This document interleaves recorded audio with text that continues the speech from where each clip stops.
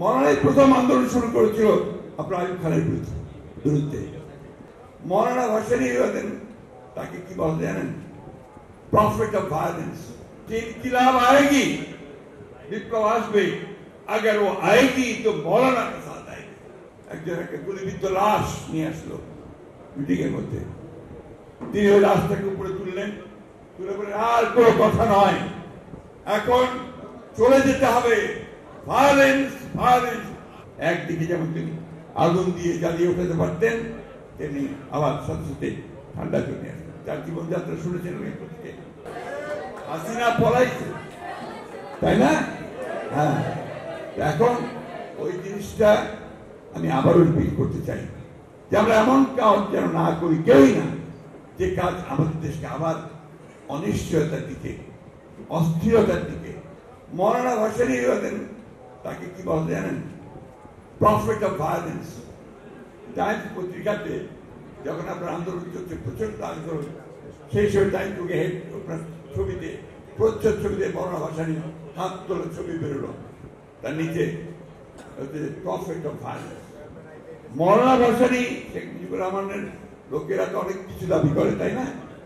মৌলানা ভাসানী প্রথম এই পল্টন ময়দানে দাঁড়িয়ে, এখানে গাজী ভাইরা বসে আছে, আমাদের নান্নু ভাইরা বসে আছে, মাহবুল্লারা সব ছিল, তারা প্রথম সেদিন আপনার বাংলাদেশের স্বাধীনতা ঘোষণা করেছিল। ভুলে গেছেন? বলেন না তো কথা, একটু জোরে জোরে বলেন না কেন? বলবেন। মৌলানাই প্রথম আন্দোলন শুরু করেছিল আপনার আইয়ুব খানের বিরুদ্ধে। একটা অটো রিক্সার একটা হরতাল ছিল, তো ওই হরতালে পল্টন ময়দানে মিটিং হচ্ছে। কেন যায় না, মৌলানা ভাসানী যেহেতু বক্তৃতা করবেন, শুনে মানুষ বোঝাই, তখন কিন্তু ট্রাক দিয়ে মানুষ আনতে হতো না, বাস দিয়ে আনতে হতো না, টাকাও দিতে হতো না কাউকে, মানুষ সব চলে আসতো পল্টন ময়দানে। এই মৌলানা ভাসানী সেই দিন সেই পল্টনে দাঁড়িয়ে বক্তৃতা করে শেষে বললেন, এখন আর কোনো পথ নাই, ওই বঙ্গভবনই ঘেরাও করো। বঙ্গভবন তারা প্রেসিডেন্ট হাউস, গভর্নর হাউস ঘেরাও করো। বিশ্বাস করবেন না আপনারা, ওই মিটিং থেকে ঘেরাও হয়ে গেল, গুলি হলো, মারা গেল।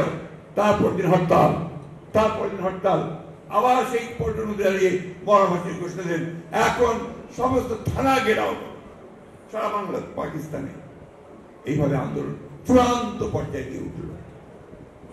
সেই মৌলানা ভাসানী আরেকটি কথা, যখন আন্দোলন চূড়ান্ত পর্যায়ে এসছে, তখন শেখ মুজিব কারাগারে, জেলের মধ্যে পল্টন ময়দানে মিটিং হচ্ছে, ওই সময় একজনকে গুলিবিদ্ধ লাশ নিয়ে আসলো মিটিং এর মধ্যে, তিনি ওই লাশটাকে উপরে তুললেন, তুলে বলে আর কোনো কথা নয়, এখন চলে যেতে হবে, ভায়োলেন্স ভায়োলেন্স।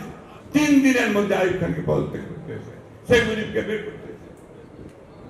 3 days time। এটা ছিলেন মৌলানা।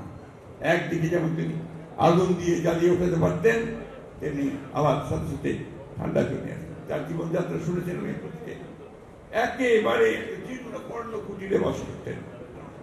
পাকিস্তানের নেতারা বললেন, বিশেষ করে শবনম গাজল আমার এখন মনে আছে, ইনকিলাব আएगी, বিপ্লব আসবে, अगर वो आएगी तो मौलाना के साथ